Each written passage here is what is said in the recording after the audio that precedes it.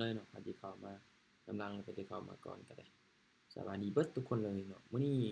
เกียรมังจะพาวิเคราะห์ตลาดนิดนึงเนาะมื้อนี้งบมาอยู่ที่200อัพเนาะสำหรับกำไรนี่จะเบิ่งตามตลาดงามเก็บหลายตลาดบ่งามจะเก็บน้อยเนาะแล้วย้ำความเสี่ยงกับไอ้น้องเลยเนาะใครที่จะเทรดนำได้แต่ว่าความเสี่ยงต้องยอมรับให้มันได้เด้อเราเป็นมีตติ้งที่จะมาแชร์ความรู้ให้นี่แหละเนาะก็บ่ได้พาไอ้น้องมาเทรดหาเงินดอกเนาะนะไอ้น้องต้องเข้าใจกรรมการเด้อการเทรดก็มีได้มีเสีย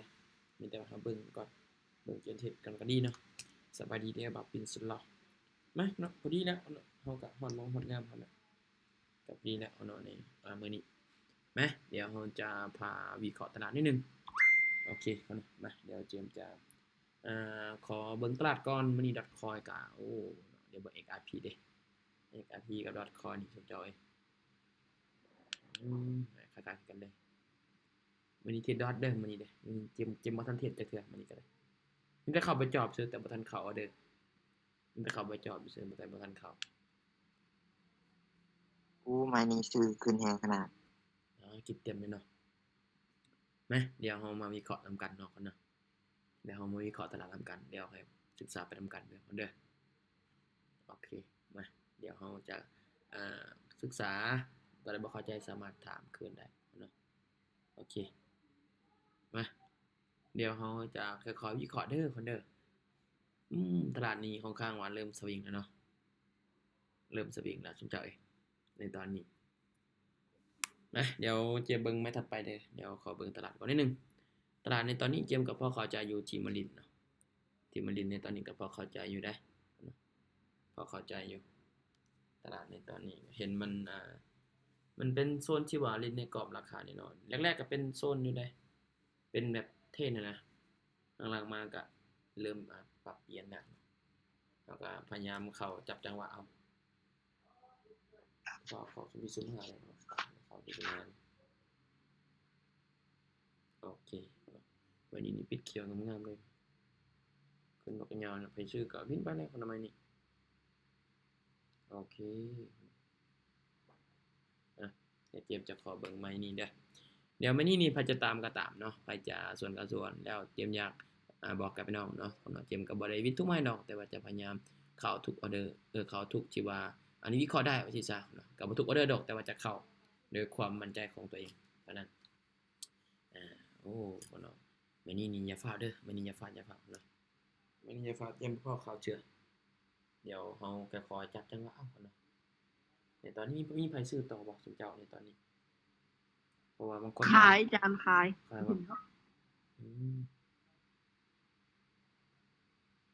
เพราะว่าเบิ่งจาก2แท่งเขียวเมื่อกี้นี้แฮงขายกดดันลงหลายโอ้ลงมายาวเลยตอนนี้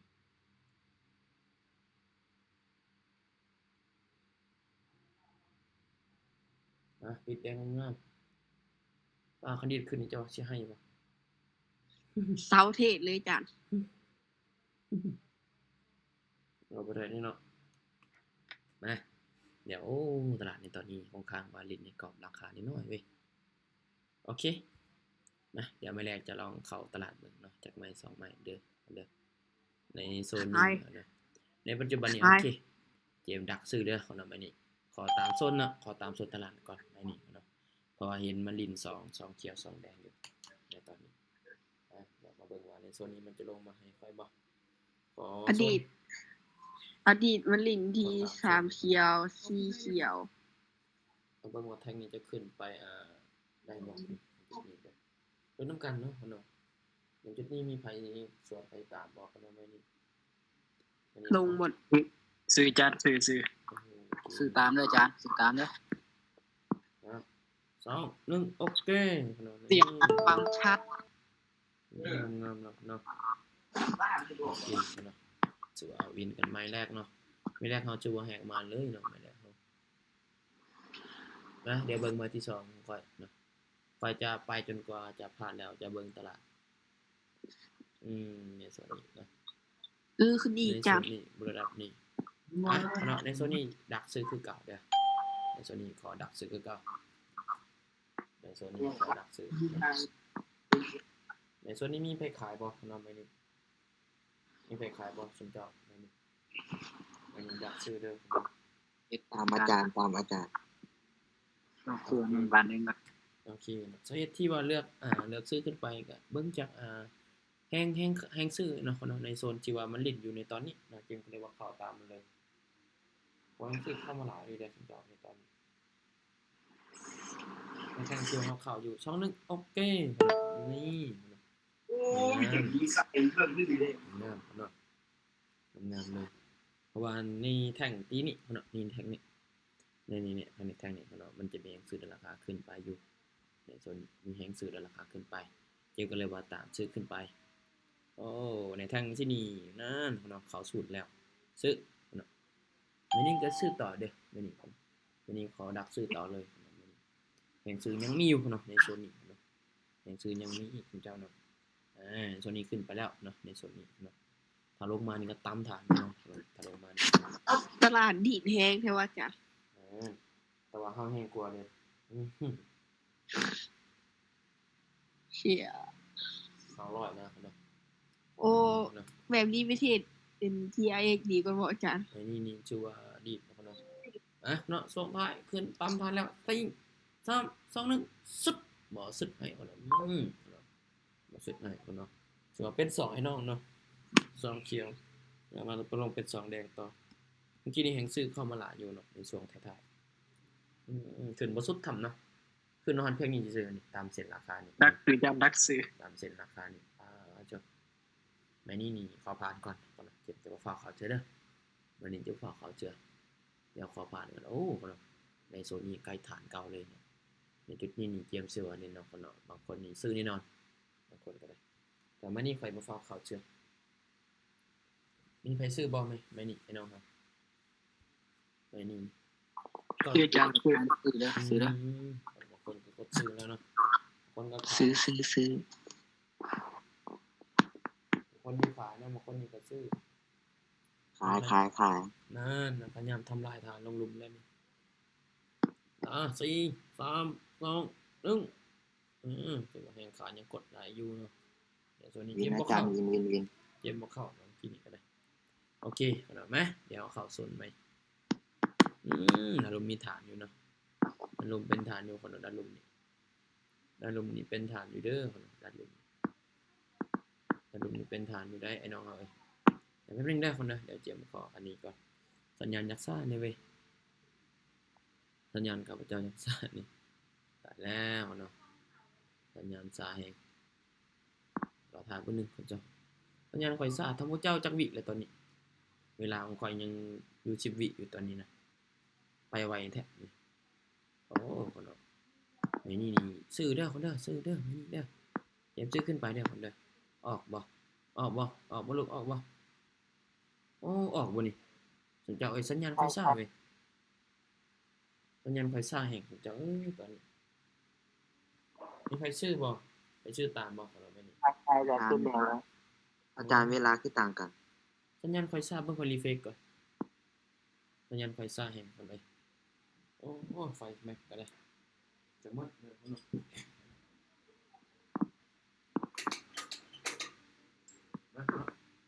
ไฟแม็กก็จะหมดโอ้ตายสัญญาณจะกระซ่าอีกผมจะวันนี้เฮ็ดวันนี้ไฟแม็กก็จะหมดสัญญาณกระซ่าตายที่นึงวันนี้21%แล้วโอ้รีเฟกก็ได้คนเด้อเดี๋ยวเจมรีเฟกบ่1เจมรีเฟกบ่1เด้อเจมรีเฟกบ่1เด้อโอ้ของสัญญาณไฟซ่าแฮงตอนนี้เห็นจอบ่ผมจะเห็นจอไฟบ่ตอนนี้เห็นโอเค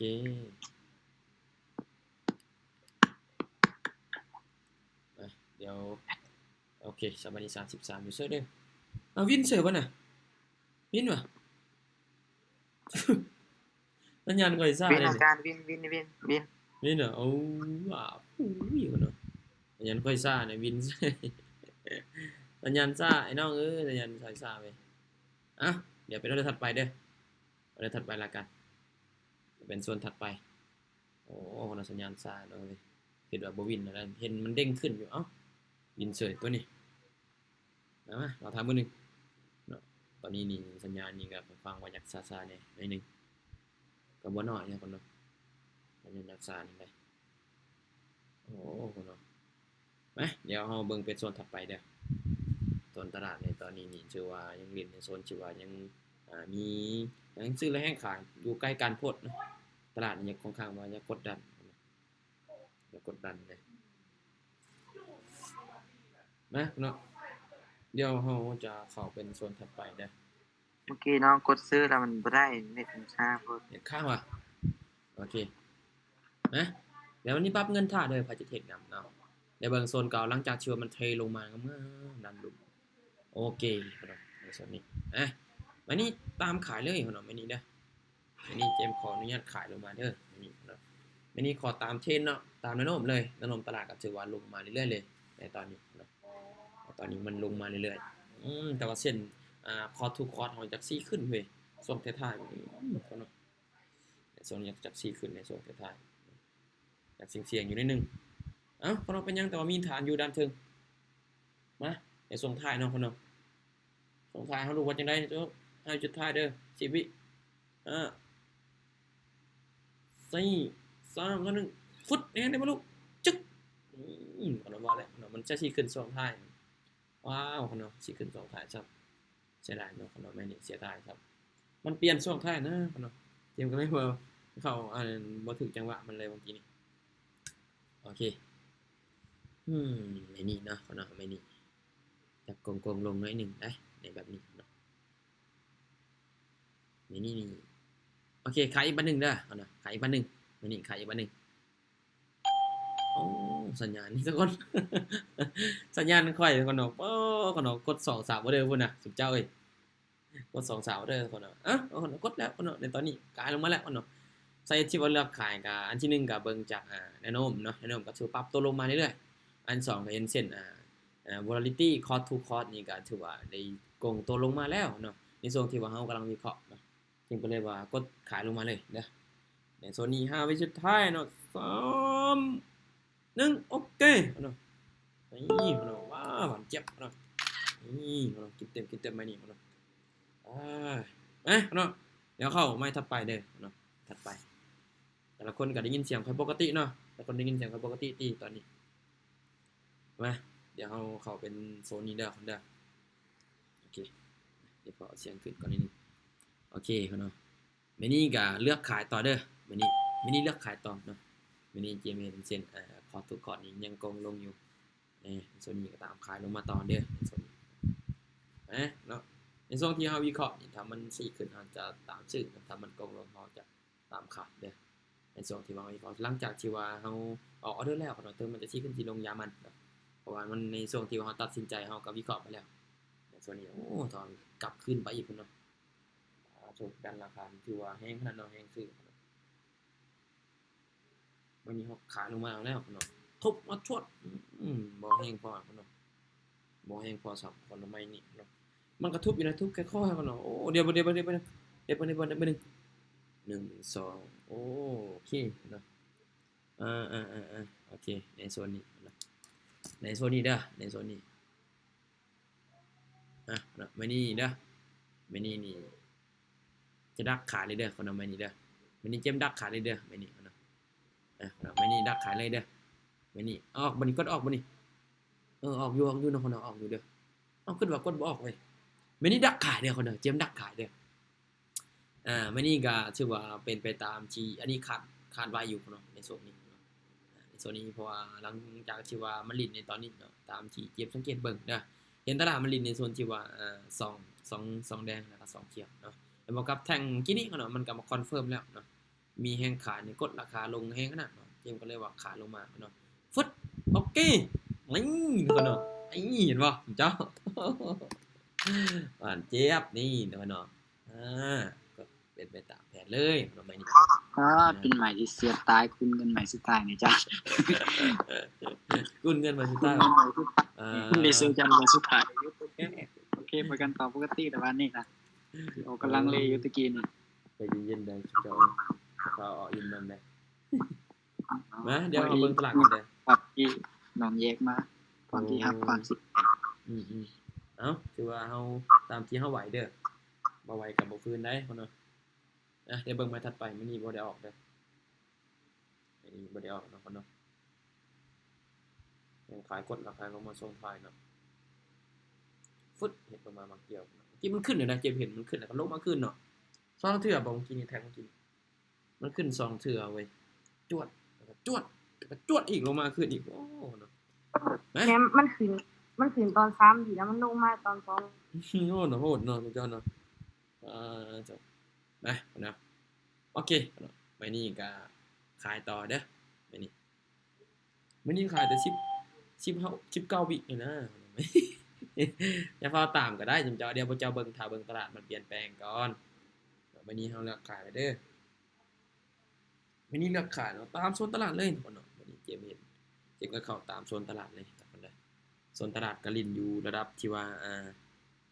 2เขียว2แดงเนาะแต่เจมก็เลยตามเลยเด้อในโซนนี้เนาะอ้าว อาจารย์กันบอก ฮะ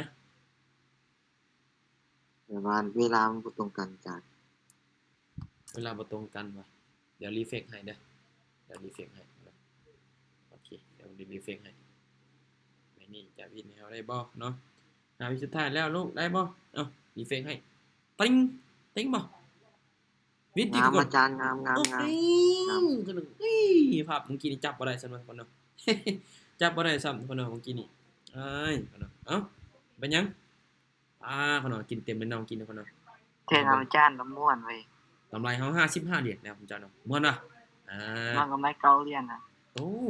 กำไรเขาเหรียญยิง200,000แล้วตินี่แม่นบ่เลย อีกเดือนนึง พุ่นน่ะ ใจเย็นๆตีไอ้เนาะสวัสดี36ยูเซอร์ทุกคนเด้อสวัสดีทุกคนเลยเนาะนี่ครับ9โมงนะครับ9โมงตอนนี้เราก็มีกำไรแล้วเนาะมีกำไรแล้วนะเนาะเดี๋ยวเราจะค่อยๆเทรดไปเนี่ยคนนะวินกันมาจากไม่แล้วเนาะวินกันสู้อะไรไม่เติบเนาะโอ้ยเทิงนี่ขายจนรวยคนเนาะอ้ออู้ยคนเนาะนี่เทิงนี่ขายจนรวยเลยสมเจ้าเอ้ยขายเลยไม่นี่มีคันออกกันก็สิขายต่อนี่คนเนาะไม่นี่คนเนาะนี่คนเนาะคนเนาะคนเนาะดีตามมันออกเนาะคนเนาะดีขึ้น มันดีขึ้นส่งท้ายคนเนาะมาเนาะโอ้ตลาดในตอนนี้เย็นเซนตอนนี้มัน4โตขึ้นเว้ย ภาพไหนตะกี้บ่คิดว่าชีวิตก็วินเซยโอ้ตลาดบ่เข้าเลยเซา ตลาดนี่2เขียว2แดงเว้ยนี่2เขียว2แดงไม่นี่เด้อไม่นี่พาจะตามก็ตามเด้อแต่ไม่นี่เจมจะขายบันนึงเด้อเจมจะขายบันนึงเด้อแต่ตอนนี้พอเห็นมาลิน2เขียว2แดงขอขายบันนึงเนาะในจุดนี้เห็นมาลิน2เขียว2แดงเจมก็เลยว่าตามขายลงมาก่อนเนาะในโซนนี้เนาะไอ้น้องก็สามารถตามได้ส่วนได้เด้อคนเด้อในโซนนี้ไผที่วิเคราะห์คือกันหรือว่าแตกต่างกันก็คนเนาะเข้าตามที่ว่าเฮาเข้าใจเลยในโซนนี้ขายบันนึงคนเนาะในโซนนี้มาลุ้นนำกันเนาะคนเนาะเพราะว่าเจมก็ตามโซนตลาดเนาะตามโซนตลาดมันเนาะตามโซนตลาดมาเอาชุดท้ายเนาะจะได้ลูก2 1จึงบันนึงอีกบันนึงฟึดโอเคนี่ทุกคนเนาะคนเนาะมันเจ็บนี่มาแล้วโอเค อาจารย์คือบ่แขกเลย บอกแล้วนะโอ้พอดีห้องทุบไข่นะถึงช่วยจบจากห้องแห้งอยู่นี่เขาดีก็บอกไอ้ย่องค่อยๆแม่ก็ช่วยเนาะเนาะมานี่ซื้อมานี่เด้อซื้อเนาะซื้อมาหนึ่งนี่เนาะมานี่ซื้อมาหนึ่งเด้อมานี่ซื้อมาหนึ่งเนาะแทงตัวนี้มันลงมา3แทงแดงแล้วเนาะแทงตัวนี้ต้องขึ้นไปแล้วเนาะแทงนี้เนาะมาในโซนนี้เนาะในโซนนี้นี่ 70% เด้อ 70% ทางนี้เจมบ่ให้100เด้อ 70% เนาะแต่แทงจังซี่เฮาตามซื้อขึ้นไปเลยเนาะแต่ทางนี้มันลงมากายแล้วเนาะ3แทงเนาะ3แทงมาแทงนี้ต้องเบรกเอาเนาะต้องเบรกราคาให้เฮาได้แล้วมาราคา67 70 69 3 2 1ออกเดี๋ยวกันหน่อยเดียวเนาะกันเนาะหน่อยเดียวซ้ำเนาะลงมาส่งท้ายซ้ำเนาะลงมาส่งท้ายเนาะเนาะเฮาก็ค่อยๆบริหารต่อเด้อเขาบริหารต่อสุดเจ้า เศร้าอาจารย์ขอบใจอะไรก็ไม่เกาเรียนมื้อนี้ โอ้พักก็ได้เนาะพักก็ได้ ตลาดดีโทษบ่กล้าเข้า โอ้นะใครจะถาซื้อนี่รอถามลงมาฮอนนี่ก็ได้นะจะถาซื้อเนาะแม่นี่มาฝากข่าวเสือเด้อมันจงใส่อยู่วินิจิมฝากข่าวเสือเพราะว่ามันจงใส่อยู่ด้านลุมอยู่นิดนึง ไปที่มีกำไรแล้วก็พักก่อนโลดนะเกมเดี๋ยวซ้อมเบิ่งตามนิดนึงเนาะเกมก็จะพักใส่กันก็บางช่วงคือการเกมก็บ่เข้าทุกไม้ดอกเกมก็บ่เข้าทุกไม้บ่เข้าไม้ที่ว่าเฮาวิเคราะห์ได้เท่านั้นเนาะอันนี้เฮาวิเคราะห์บ่ได้เฮาก็บ่เข้าวันนี้ไผซื้อบ่สมเจ้าให้ขายนี่ก็จะกดลงมาเลยเนาะถึงซื้อนี่บ่ยอมประเด็นนะโอ้ขึ้นไปงามเลยเนาะในโซนนี้ยังมีฐานเว้ยถ้าเกิดไปฮอดนี่จะเป็นฐานนี่ได้ในโซนนี้แต่ว่าถ้าอย่างซี่นี่เนาะมื้อนี้นี่ขอไปจัดโอเคมื้อนี้จะซื้อขึ้นเด้อเนาะมื้อนี้ขออนุญาตจัดซื้อขึ้นบัดนึงเนาะมื้อนี้3แม่น้องต้องเกิดขึ้นแล้วเนาะมันจุดนี้เด้อจึงก็เลยว่าตามซื้อขึ้นไปเพราะว่าเห็นมันปิดเต็มอยู่เนาะในโซนที่ว่าเฮาเข้านี่หรือว่าเฮาวิเคราะห์นี่ในจุดนี้ครับก็เนาะเฮาไปอยู่ที่$20เนาะ$20เนาะตีเป็นเงินกีบก็ประมาณ4-5 แสนเนี่ยเนาะวันนี้ก็เลยว่าเนาะเสี่ยงไปเลยเนาะในโซนนี้เนาะก็ถือว่าเสี่ยงไปด้วยความที่ว่าเฮาวิเคราะห์อยู่แล้วเนาะในจุดนี้เด้อมาเนาะตามฐานให้นิดขึ้นไปลูกแห้งๆลูก5สุดท้ายเด้อลุ้นนำกัน3 2 1จึ๊กโอเคบอกแล้วมันมันขึ้นไปเนาะสาบไปเนาะเกิดขึ้นแน่นอนเนาะเนาะวันเตรียมเนาะในโซนนี้ไม่เนาะเนาะ